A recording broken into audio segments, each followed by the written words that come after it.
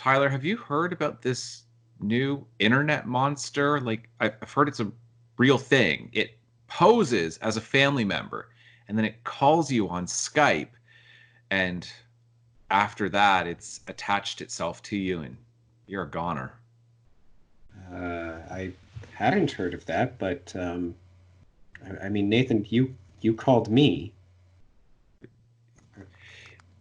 Yeah, but it doesn't always call the person. Sometimes you call a family member, and they are actually the monster because they've killed your family member, then they're posing as them. So I mean, did You're starting to freak me out. Or, I mean, I think, like, are you the monster? I'm not the monster. If anything, you're the monster. What? No, no, no. I couldn't be the monster. You're the monster. Yeah, see, my brother wouldn't accuse me like that. Only a monster would do that. See, only a monster would try to turn it back on me. Hmm. Leave me alone, monster. Leave me alone, monster. Can't trust anybody on the internet these days. Yeah. Hello and welcome to Ignore the Bell presents Twilight Zone Tuesdays. My name is Nathan. And I'm Tyler. If you did not catch that, you have not recently watched The Monsters Are Due on Maple Street, or you maybe haven't watched it at all. And I encourage you to go and watch it because it is a great one. Mm-hmm. Yeah, So very good. this is a series that we're doing on the channel where we are looking at 13 of some of my favorite Twilight Zone episodes, and we're watching them and then talking about them, reacting to them. So this is The Monsters Are Due on Maple Street, which first aired on March 4th, 1960. This is from Season 1, Episode 22. The Twilight Zone, the original series, is on US Netflix if you're interested. And I'm sure that you can find it elsewhere, like you can find it in other places as well. And so we do have a sponsor for today's episode. So our sponsor for today is the hit television show Judge Judy and Executioner. The only thing better than Judge Judy is her also acting as Judge Judy and Executioner. Yeah, that's the case is there. You don't want to lose in an episode of Judge Judy and Executioner. Right. Yeah, no, fantastic to have that as a sponsor. Just really great. I know. I'm really happy about that. I hope I never end up on that show because the consequences for losing a court case there are fatal. Yeah, we better do a good job with this sponsorship then, or else they'll accuse us of I know. Something. It's just anything. Yeah. All right, folks. I hope you enjoy. There is a fifth discussion beyond that which is known to man. It is a discussion as vast as space and as timeless as infinity. It is the middle ground between anger and joy, between silence and outrage, and it lies between the pit of Nathan's fears and the summit of Tyler's knowledge. This is a discussion of intellectual properties. It is a podcast which we call Ignore the Bell. All right, we've set our timer for 13 minutes, so we're going to be talking about The Monsters Are Due on Maple Street for at least 13 minutes. This is such a great episode of The Twilight Zone. This is an original screenplay by Rod Serling, and you had not seen this before. We were briefly talking about this before we started recording, but you said that, you know, you've seen essentially variations on this story and this theme, but I'm curious though, have you seen variations on this that predate this episode? Oh, I doubt it. No, I don't think so. Because I think that's my point, and that's why it is hailed as one of the best episodes from the original series, because it does such a good job of establishing this theme, this mob mentality and paranoia, suspicion of your neighbor, McCarthyism. But it doesn't just work with McCarthyism and the Red Scare, really the second Red Scare. It functions as kind of any paranoia or mob mentality that can work its way through a community. Yeah, absolutely. It is, I would say, an episode that becomes more and more relevant all the time. Just about a different thing.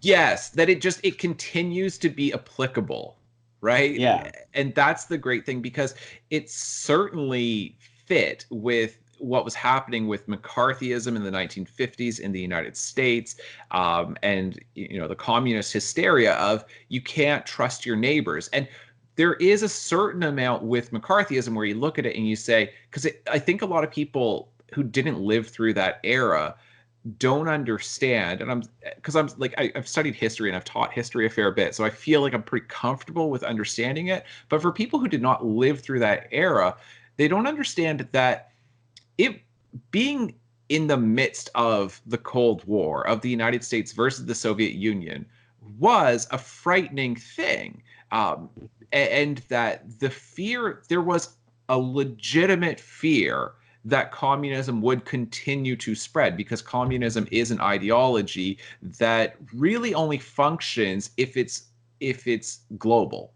If it's That's the only way that communism can really function.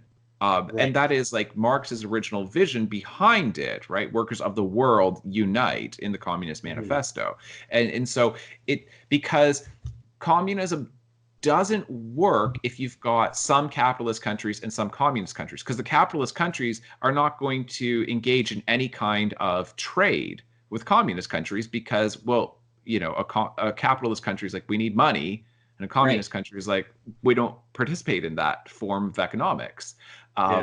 So if there's certain parts of the world that have got resources that communist nations need, but they can't trade with them, then it's a problem. So ultimately, capitalism can function where other countries in the world are not capitalist. Communism doesn't function unless everyone is communist. So the fear, and to see the way communism had spread first in Russia and then throughout Asia, Cuba, that there was a genuine fear, and there were, communist like groups that would meet together in, after World War II in the United States. So it was one of those things of, there was some genuine fear that maybe communists are going to infiltrate America enough that it will then spread, and then the United States becomes a communist nation. But McCarthyism was also, certainly overblown in a lot of ways, and the way people went after each other, especially in Hollywood. And this is why Hollywood has done such a good job of portraying McCarthyism, because Hollywood was so deeply affected by it, specifically with screenwriters, because there is this conspiracy theory that so many screenwriters, because they're writers, they're artists, so they're not like good American men, but they're into that weird thing of writing. They read and they write, and can you trust people like that? They're not working with their hands, right? They're these limp-wristed intellectuals, and so who knows what they're doing. And then the idea is they're embedding our movies with communist propaganda, covertly embedding it into our movies, so then you get the blacklist and all of that. And then screenwriters in Hollywood pushed back against this by then writing stuff like this, because for a lot of screenwriters, then they knew people who were blacklisted, where they were no longer allowed to work in Hollywood.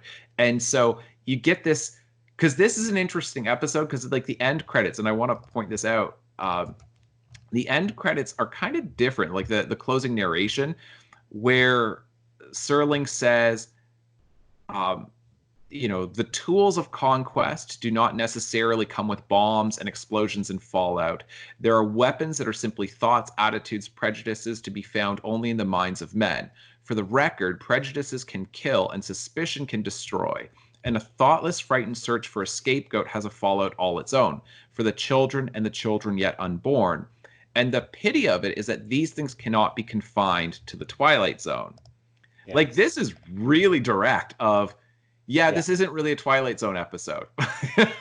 It's like this whole thing that we just portrayed on screen, they didn't just slip into the Twilight Zone. It's that this is kind of everywhere.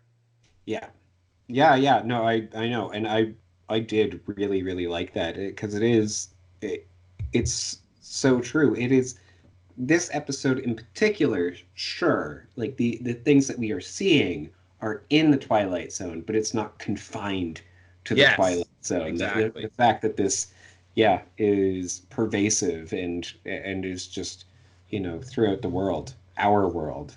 Yeah. Yeah. And so I think what continues to be fascinating about this episode and why it holds up so well, even though, of course, like you can point to it and say, like, boy, well, that escalated quickly, right? The Ron Right. Burgundy quote of like, yeah, that did not take very long. And I know people have criticized the zombie apocalypse genre for that, saying, I don't think that civilization would fall apart that quickly. And that I think really is your perspective on human nature and the fragility of civilization, on how fragile you think it is. And people can disagree about this over like how quickly things will fall apart if certain things start going wrong. How quickly will it'll just become anarchy. But the interesting thing about this episode, and the reason why I think it continues to hold up, is that it's showing that if we have legitimate enemies outside of our community, whatever that is, whether you're talking at the local, state, provincial, national level, whatever we're talking about, or even, extraterrestrials, even if we've got some kind of enemies, the point is, how on earth do we stay united without also becoming like communists ourselves, essentially, right? Mm, Do you see right. my point? Because it's saying because within a communist nation, you're not having elections, right? It's just there is the government, but within a democracy, then you have competing political ideologies. So how can we have disagreements with each other while at the same time recognizing that we're still on the same side? Uh, Right. Yeah. and I think that is such a great theme to explore, because it's like, how can you say, and I mean, I've heard other people talk about this before, that the United States does best when it has a very, very clear enemy. And when it doesn't have a very clear enemy, then you get inner turmoil, right? Mm, That you get a yeah. lot more conflict within the country. People are fighting with each other. But when there's a very clear enemy of, that's who our enemy is, we can all agree, we can all be on the same side, that we oppose that. But if you don't have a very clear enemy, then all of that animosity turns inward. And Right. so it's essentially showing it's okay to be different. It's okay to disagree with each other. That doesn't mean that I'm your enemy. And there Yeah. are real enemies that we really should oppose, but we can disagree about how to oppose those real enemies. Yeah, yeah, no, absolutely.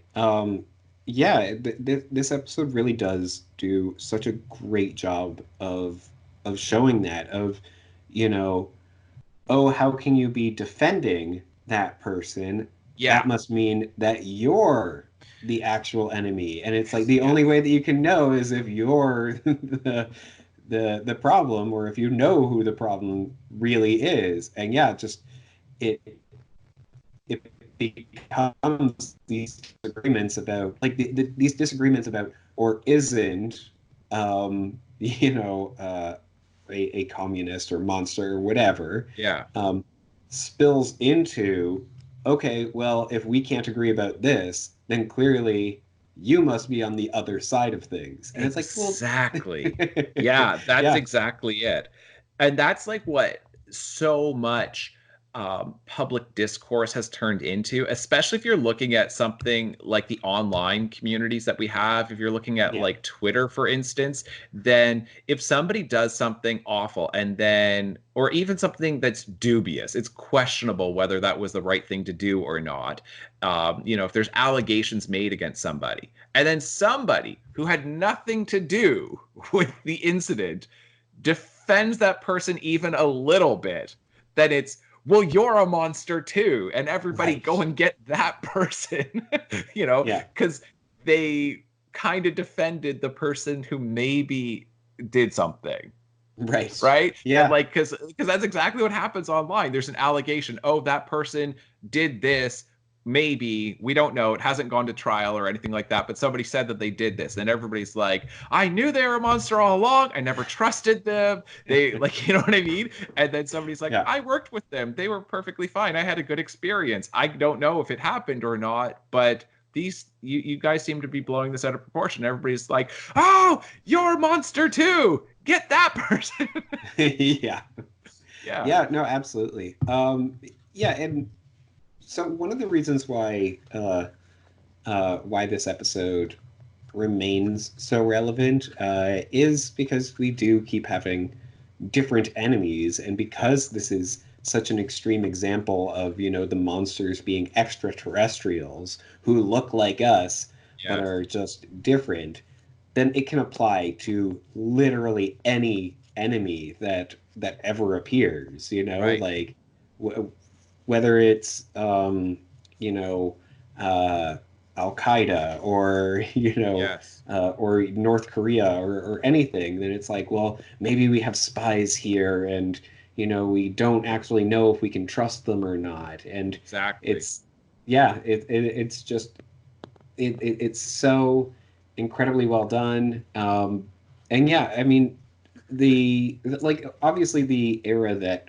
uh, that specifically I grew up in, but also you, then terrorism and terrorists has been such a huge thing, and this Yes. applies to that so well, Yeah. because it's just, you know, you would hear talk, and you still hear talk about, oh well, there are people who have been living here for however long who are you know, who are just biding their time, working their way up in order to take us down from the inside.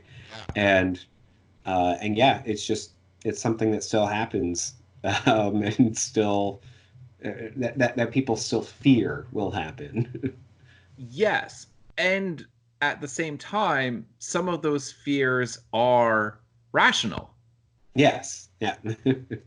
And then it doesn't mean, though, that, like, because then what it turns into is you can't just say everybody has to conform and we all have to be exactly the same. Like, because that's what this episode's also exploring, is this conformity. It's that, well, that guy, he's not that friendly, and you know what I mean? Like, oh, Yeah, he just doesn't really talk to us, like whatever the community expects as far as normal social interactions. If somebody's a little bit out of step with that, then it then becomes, well, why are they some kind of villain? And I'm saying, in a democracy, then we should allow for it to be a pluralistic society where we have just different types of people, right? that right. Yeah, that and that's perfectly fine. Some people, like, are gonna just be a little odd, but that doesn't mean that we need to be suspicious of them, while all right. at the same time saying, but then again, we do kind of have to be suspicious of people because there are real people who do, Yeah. either get radicalized, who've been, grew up here and they become radicalized, or they moved here and they've been biding their time. And whether it's domestic terrorism, or international terrorism, like that's Yeah. all stuff to be concerned with, while at the same time it's this it seems like it's an impossible balance of balancing those two things. And so I don't know, I love the fact that this episode just continues to be so interesting. Yeah, yeah, no, absolutely. It does such a great job of presenting these real challenges that we all have to face. Um, and that it's just because it's so uh, otherworldly, for lack of a better word, Yeah. then it makes it relevant regardless, regardless Yes. of the times. Yeah. Exactly. Yeah. So the other thing too that I want to talk about with this episode is, and it's specifically with the ending, right? And the ending of the episode, you need that ending. You need to show that there were aliens who did invade, who are doing this. Because, like, if you just Hmm. had the power goes out and then the phone lines and the cars stop working, then that probably wouldn't justify them shooting one of their neighbors, then turning on each other, and then it's just a complete like mob. Like, Yeah.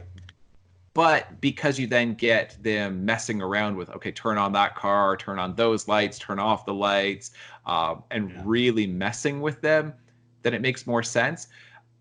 So I don't know what that does with the commentary, where Right. you see my point, because it's saying that like a community wouldn't turn on itself unless there's some kind of outside influence that's causing this. But I think that the theme works better if you say, no, sometimes communities do just turn on each other, even if there's not this outside force that is inciting all of these events. Right.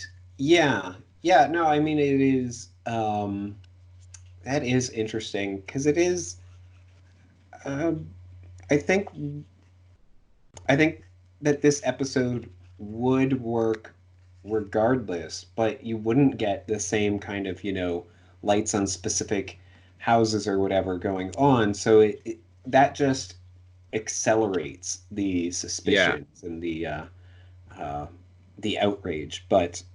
Um, but yeah, and I mean, it also seems like they've actually been cut off somehow Yeah. from everything else. Um, Not just in terms of like telephone lines or whatever, but geographically. Yeah, because it Um, says the radios stop working too. right. Yeah, but yeah, like just that large or the I guess the final shot of the town, then it looks like it's Yeah. just that street by itself, right? Um, Oh, I yeah. mean, it's a little unclear, but Uh-huh. I think that might be something. And yeah, but anyway, So, like, yeah, what I'm curious about, because I'm saying that, like, it seems like the logic of the episode only functions, like, that it kind of falls apart as an allegory, and as some kind right. of social commentary, if you're saying, but there is this outside influence that's really, really messing with them, which is ultimately what incites all of this violence. Hmm. But then the other thing, though, is what to make of the boy in this. I forget what his name is, but the one Right. who tells them this is exactly what's going on, who ultimately is the one who generates all of the fear in this Yeah. community. That if he didn't say that stuff, it Yeah. wouldn't have happened, right? Right. But Yeah. the Yeah. aliens are saying this always happens, and I'm like, it always happens if you've got some sci-fi nerd on the block who's read enough like, Right. pulp fiction from like the 50s. Yeah. Yeah. Yeah. Yeah. No, that's very true. And yeah, I don't know what to make of the boy and his yeah insistence that, oh, this is how it always happens, and this is from the comics and whatever. Like, it's like, oh, I think you maybe need to have a talk with a psychiatrist or something about the difference between what's real and what's fiction. But Yeah. um, Yeah, like he's but just self-educated himself on alien invasion narratives, and apparently there's yeah. that much consistency in them. Right. Yeah. Yeah, so I do think that it does fall apart a little bit that way. But yeah, like the themes carry over, but certainly it's just it does fall apart when That's the you thing. And I mean, yeah. I've because I mean, in part, I've written about this as an academic, that, and my point is, because I love allegory, I'm always interested in allegory. And my point remains that allegory always falls apart when you start looking too closely, Yeah. uh, Yeah. which is fine. Like because it's not the same. These are not perfect, representations of social issues, right? It's Yeah. just it's an illustration that's helpful insofar as it's helpful, and once it's no longer helpful, then you just say, yeah, that doesn't really apply. Right. um, Yes. but yeah, I don't know. It's just such an interesting thing with that boy who's just so convinced. It's kind of like, do you remember in this? I can't believe we're even going to talk about this, but in that awful movie Bird Box that came out a year ago, remember there's that one character, the um I think isn't it the he he's the overweight black guy who works at the grocery store, I'm pretty sure. And then he is convinced, like he knows exactly what's happening because he's been Right. studying all this stuff. He's Yeah. basically the boy from this episode of everyone else is like, what's going on? What's going on? It's like, I know exactly what's happening because I read science fiction. Yeah. You're like, okay, that's convenient. Like it's convenient from an exposition standpoint to be able to Yeah. just explain exactly what's going on. Because of course you think that the boy's wrong for most of the episode until the end. Yeah. Yeah. And I was kind of hoping that it was going to end without, showing that external force. But again, like then it doesn't work from I know. a logical standpoint That's for what I'm why saying. the Is I feel car like and whatever. yes, yes. That as well written as this episode is, I think it would be a stronger story if there wasn't that outside force to just show how communities destroy themselves from within. Like if you're Hmm. looking, and because America, and America's not the only country, but America has a very famous or infamous history with this. Like if you're looking at the Salem witch trials of Hmm. like as best we can tell, there was no outside force that was Right. causing the accusations, right? But then Yeah. once the accusations start, then it just spreads. And I know that psychologists are really interested in that question of how a community can kind of undo itself, undo the Hmm. civilization, the civilized aspect of it, and that mob mentality. And I'm like, I think maybe if it was an hour-long episode and you showed this over the course of days and weeks, Right. Yeah. then it would get there. But that's really hard to do in like 24 minutes or something of screen time. Yeah, yeah, because it could definitely be, I mean, like when they're talking about the, what's his name? I think his name was Steve, who was working on the radio, the ham Yeah. radio in his basement. Yeah. Then, if that had happened, days later, and oh, he's been working on it since this happened, Right. then that would be like, oh yeah, well, he definitely is doing something suspicious, and he's like, wait, no, I'm just trying to reach the outside world, and Exactly. yeah. Yes. Yeah, but yeah, with such a short time frame, then That's what I'm you saying. can't get into that. Yeah, Yeah. it's Because the interesting. Twilight Zone in, I think it's season 4, I'm pretty sure, then you get that was an entire year where they had hour-long episodes of the Twilight Zone, which are considered to be weaker episodes, and usually Hmm. because the Twilight Zone is usually best in these short episodes where you've got one statement to say. I've said this about Black Mirror before. I think that Black Yeah. Mirror would do so much better if they were 30-minute episodes instead of hour-long episodes, because usually it's just like, yeah, you've made your point, and now you're just making it the same point again and again and again and again Yeah. for like another 30 minutes. And I'm like, we get it. Yeah. But there are some stories. I think this story in particular would do better. Maybe if you didn't have that outside force, I think it would just function even better. Um, Hmm. if there was more time to explore this stuff, and because I think that principle. See, because I'm kind of torn on it, because on the one hand I think it works better if there is no outside force, but at the same time then it also offers this commentary of, well, our enemy is constantly trying to get us to destroy ourselves from within, because Yeah. you've had that happen in the last US presidential election. Then and Yeah. I continue to be astounded that anybody is surprised that Russia interfered in any way whatsoever. It's like, what do you think they're going to do? Of course they're going to try to influence the election. And if you Yeah. think Russia's the only country that's trying to influence US, elections in some way, like, you're really naive. Of course people are trying to threaten America's democracy and other democracies around the world. Like, Yep. to think that doesn't happen all the time, that they're not constantly trying to do it, and not just for one candidate. I don't. Yeah. Do you know what I mean? Like, I don't think it's just they were going for Hillary, they were going for Trump. It's like they're just trying to cause divisions within the country altogether, like the polarization, the hatred there is from one side to the other side of the political spectrum. That it's like, Hmm. don't you think that's exactly what they want?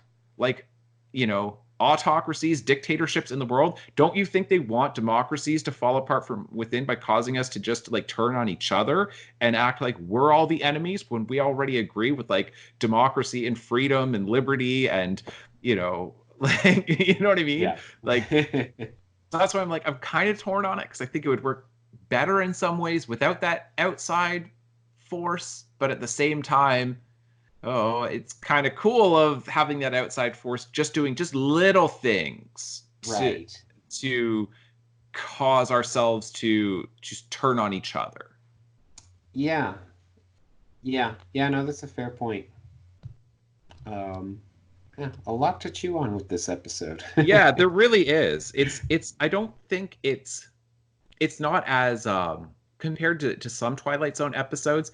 I don't think you get to the end of it and you're just like, wow, that was great. Yeah. Like but I think it just, there's so much to explore with it. Yeah. Yeah. From an academic perspective, then it's so fascinating. Yeah. From a pure enjoyment perspective, then I think it's probably not. Yeah, it's not there, not among the ranks of some of the better Twilight Zone episodes. Exactly. And yeah, I don't know because I kind of look at this and I'm like, I don't even know that this necessarily needs to be a Twilight Zone episode, right? Yeah.